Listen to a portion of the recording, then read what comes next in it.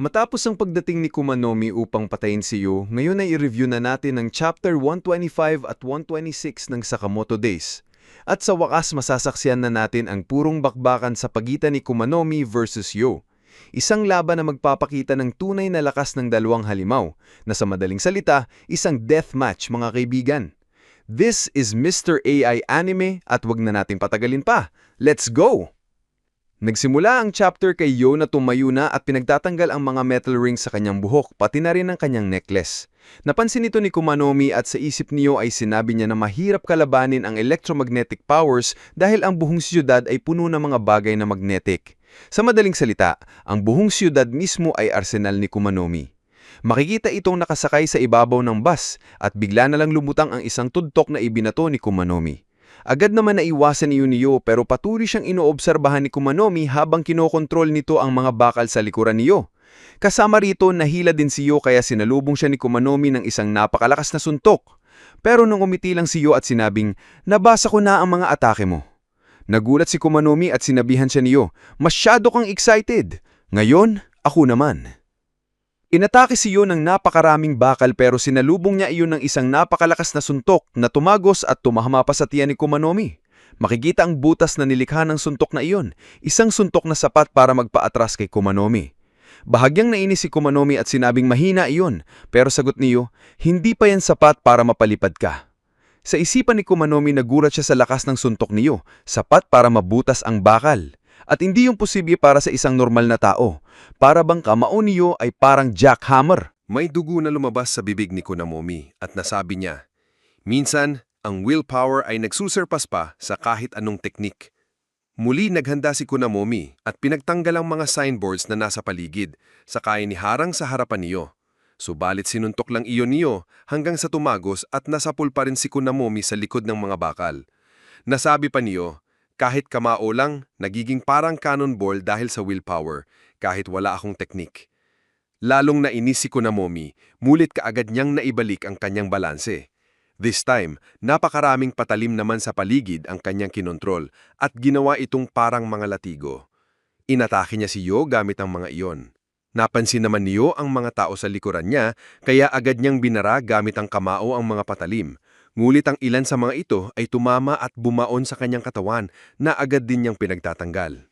Pagkatapos, tumakbo siya upang iligtas ang dalawang tao. Dito, sinabi ni Kunamomi, "Nandidiri ako. Ano ba tingin mo sa sarili mo? Bayani?" Pero sagot niyo, "Hindi sapat ang atake mo para ipatabi ako." Agad muling umatake si Kunamomi at tinamaan si Yo. Sabi niya, ang mga malalambot na kagaya mo sa order ang nagpawala ng respeto ko sa organisasyong iyon. Ngunit sagot niyo, huwag kang mag-alala, ako ang bahala. Nagulat si Yo dahil biglang sinabayan ni Kunamomi ang kanyang sasabihin. Alam na nito ang linya niya, sa ngalan ng order. At sabi ni Kunamomi, tama ako, di ba? Kayo sa order, laging bukang bibig ang salitang, order dito, order doon. Lahat kayo ay parang itinuturing ang sarili na Diyos. Habang tinitignan niya si Yo, napaisip si Kunamomi at nasabi, buti na lang, hindi ito natuloy noon. Nagtanong si Yo, ha? Ano bang pinagsasabi mo? Sagot naman ni Kunamomi habang naghahanda na, well, ewan ko lang. At makikita na tinanggal na ni Kumanomi ang mga bolt mga kaibigan. Sabay hawak niya rito at pinalutang sa kanyang palad. Maya-maya pa, naghanda ulit si Kumanomi. At this time, may mga electric static na sa kanyang mga kamay. Ibig sabihin, china-charge na niya ang kanyang atake mga kaibigan. Laking gulat niyo nang biglang nagpakawala si Kumanomi ng isang long range na napakalakas at napakabilis na atake. Sabi naman niyo, isang coil gun. Pero ang atake hindi pala nakapuntirya sa kanya, kundi sa isang bata na nasa likod niya. Kaya walang nagawa si Yo kundi saluhin ng atake. Tinamaan siya sa mata, balikat at kamay. Sa isip niya, na-realize ni Yo na lahat pala ng mga atake ni Kumanomi kanina ay nakaset para sa pagkakataong ito. Sabi pa ni Kumanomi, ayos, ito na ang katapusan. At sasabihin ko na lang sa'yo, sa huling pagkakataon, ang ugali mo ay hindi bagay sa isang asasin. Muli, naghanda si Kumanomi ng isa pang coil gun para tuluyan ng tapusin si Yo. Sa isip naman ni Yo, Naiinis siya. Alam ko naman, hindi ako fit bilang isang assassin. Hindi ko kayang maging katulad ni Nagumo na walang ilusyon sa mga bagay na gusto niyang gawin. Hindi rin ako kagaya ni Sakamoto na nagkaroon ng tapang para magretiro at tumigil. Ako, wala akong sapat na lakas o tapang para bitawan lahat kahit alam kong hindi ako bagay dito. Naisip pa ninyo na katawa-tawa raw dahil may parte ng sarili niya na satisfied na mamatay bilang isang order member. Sa sandaling iyon, parang tinanggap na niya ang kanyang kapalaran. Pero biglang may nag-deflect sa atake ni Kumanumi at hindi iyon umabot kay Yo. Laking gulat ni Yo dahil ang gumawa nun ay si Hisuke. Sabi ni Hisuke kay Kumanomi, "Simula ngayon, ako naman ang haharap sa iyo." Kasabay nito, kinausap niya ang kanyang ibon at nagbiro pa, pero ramdam niya ang bigat ng sitwasyon. Tinitigan siya ni Kumanomi na walang reaksyon. Kinamusta naman ni Hisuke si Yo kung ayos lang asa, pero sagot ni Yo, "Bakit bumalik ka pa, Hisuke? Mamamatay ka lang din dito, dapat umalis ka na." Sabi ni Hisuke, "Pwede naman," pero dagdag ni Yo, "Huwag kang magsimulang ma-attach. Hindi ka man pinakamalakas na assassin, pero alam mo ang peligro ng laban na to." Sagot ni Hisuke, "Kung yan ang paniniwala mo, Yo, sana wala ka nang pakialam kung anong mangyari sa akin." Napabuntong hininga si Yo at nasabi sa isip niya, "Bubong bata talaga to." Samantala, sa isip naman ni Kumanomi, ang lalaking iyon, binaril niya ang coil gun ko despite sa napakalayang distansya. Natamaan niya ba talaga? Imposible. Pero wala rin daw siyang pakialam, kaya naghanda ulit si Kumanomi ng isa pang coil gun. Biglang pumagitna si Yo at sinabing, "Tumabi ka na, Hisuke." Pero laking gulat ni Yo nang makita niyang nakahanda na si Hisuke at pinaputok nito ang kanyang rifle. Tinamaan pa ang atake ni Kumanomi bago ito makalabas, bagay na ikinagulat hindi lang ni Yo kundi pati ni Kumanomi. "Ha? Saan nanggaling yun?" sabi ni Kumanomi.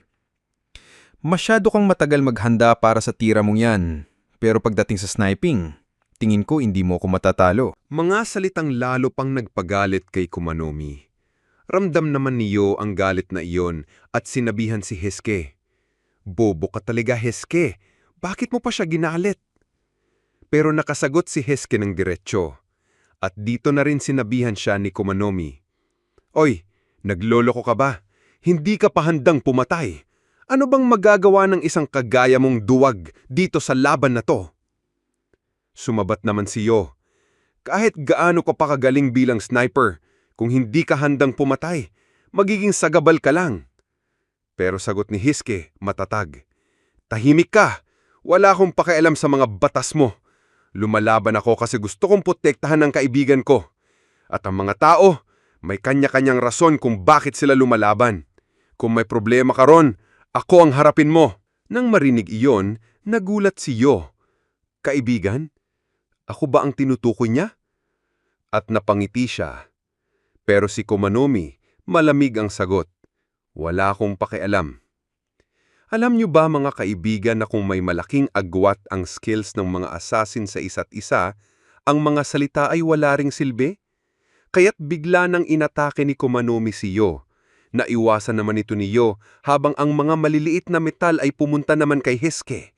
Subalit kahit nagalusan ng mukha niya, nanatili pa rin siyang nakafocus sa pag-aim ng kanyang rifle. Makikita naman na ginawang panangga ni Kumanomi ang mga sira-sirang bakal pero tuloy pa rin sa pag-target si Hisuke at pinaputok niya ang kanyang bala. Sabi naman sa isipan ni Kumanomi, nakontrol niya ang recoil. Dito na siya umatake kay Hisuke. Pero bago pa man siya tinamaan, agad siyang na-rescue ni Yo. At dito na-realize ni Yo, karamihan sa mga bala gawa pala sa lead. At dahil dito, apektado sila ng magnetic force ni Kumanomi. Pero si Hisuke, kaya niyang umatake mula sa long distance gamit ang ricochet ng bala. Kaya sa totoo lang, siya ang worst possible opponent para sa magnetic girl na ito. Nagsalita naman si Kumanomi, "Isa lang ang kahinaan ng sniper na kagaya mo, Hisuke. Kailangan ko lang gawin ay lumapit. Makikita na ngayon ang static current sa kanyang mga kamay at bigla siyang lumitaw sa likuran ni Hiske gamit ang pagdikit sa isang metal sa paligid. Paglingon ni Hiske, sinuntok na agad ni Kumanomi ang bakal, dahilan para mapilitan siyang umatras. Sabi ni Kumanomi sa kanyang sarili, ang mga malaking tao na ito, paparecover na rin. Ang kanilang kombinasyon ng long-range at close-range attacks ay nakaka-pressure. Pero simula nang lumitaw itong sniper, parang hindi umaayon ang mga plano ko. Kung magtatagal pa ito, mapapagod ako. Muli namang naghanda si Hiske. Pauulanan kita ng bala. Subalit makikita si Kumanomi na parang dinadrag ang kanyang palad sa lupa. At gamit lamang ang kanyang kamay, nasangga niya ang atake ni Hiske. Nagulat si Hiske. Kamay niya lang? Pero ano yun? Makikita na mayon ang maiitim na powder sa palad ni Kumanomi. Kaya paliwanag ni Yo, iron sand yan. Gumamit siya ng napakalakas na magnetic force para dagdagan ng density at kolektahin ng iron sand sa paligid. Maya-maya pa, parehong kamay na ni Kumanomi ang puno ng iron sand. At sinabi pa niya, ang trick sa pagliligpit ay nagsisimula sa maliliit na bagay. Sumugod si Kumanomi habang iniwasan ng mga putok ni Hiske. Nang makalapit, sinabuyan niya ng iron sand ang mga mata nito at sinuntok ng sobrang lakas, nagpatalsik kay Hiske. Sunod naman, sigaw ni Kumanomi. At bigla siyang nag-teleport muli sa likuran ni Yo, nakipag-engage sa close combat. Hanggang kailan ka tatagal, Yo? Isang mata na lang ang natitira sa'yo? Sagot ni Yo, ewan ko lang. Makikita naman si Hiske, hawak pa rin ng kanyang rifle kahit malabo na ang kanyang paningin. Kainis, wala akong makita. Pero mas maigi palang isipin na mas malinaw akong makakakita sa ganitong sitwasyon. Kaya pumutok muli si Hiske. Nagulat si Kumanomi. Ha? Ano ba ang tinatarget niya? At doon makikita na ang target pala ni Hiske ay ang bakal sa chain joint malapit kay Yo. Ginamit niya ang ricochet para tamaan si Kumanomi sa balikat. Arg! Galit na sigaw ni Kumanomi. Hiske, papatayin talaga kita mamaya. Pero doon sinamantala ni Yo ang pagkakataon at sinuntok si Kumanomi ng isang napakalakas na direct hit. Nice one, Yo! Sigaw ni Hiske. At dagdag pa niya, huwag ka na masyadong magalit. Nakakatawa ka niya. Mga kaibigan, grabe ang tandem ni Yo at Hiske. Pero ang tanong, talo na ba talaga si Kunamomi? Well, malalaman natin ang kasagutan sa susunod na chapter. Kaya, dito na natin tatapusin ng video na ito. Kung nagustuhan niyong video, don't forget to like, comment, and subscribe para sa mas marami pang videos na katulad nito. Maraming salamat. This is Mr. AI Anime and see you sa next video.